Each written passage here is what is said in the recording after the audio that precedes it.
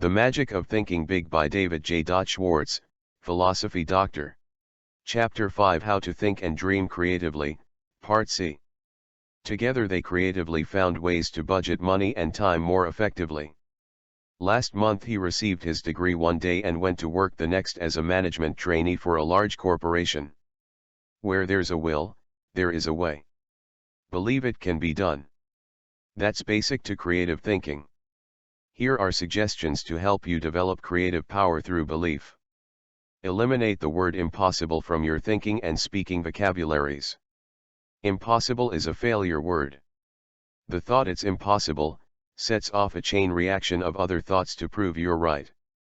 Think of something special you've been wanting to do but felt you couldn't. Now make a list of reasons why you can do it.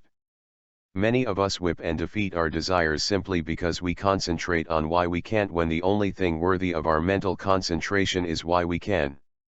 Recently I read a newspaper article that said there are too many counties in most states.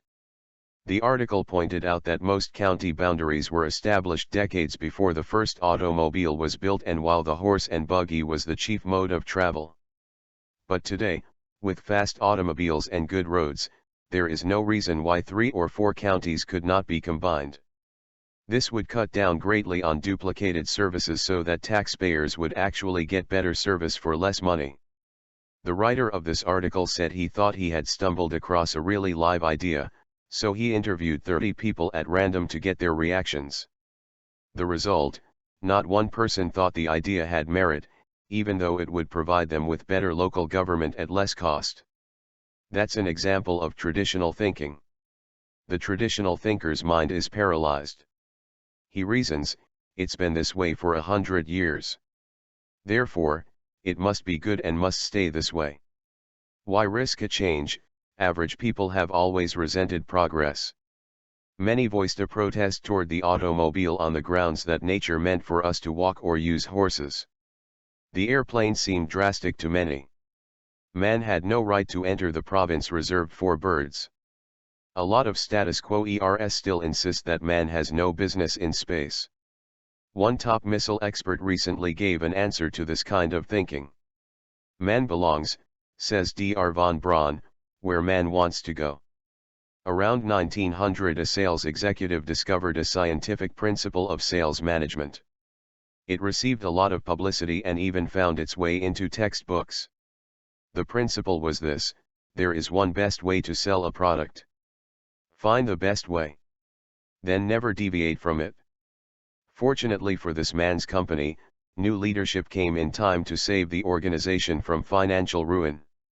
Contrast that experience with the philosophy of Crawford H. Greeneval, president of one of the nation's largest business organizations. E.L. DuPont de Nemours. In a talk at Columbia University, Mr. Greeneval said, "There are many ways in which a good job can be done in as many ways, in fact, as there are men to whom the task is given. In truth, there is no one best way to do anything. There is no one best way to decorate an apartment, landscape a lawn, make a sail, rear a child, or cook a steak. There are as many best ways as there are creative minds.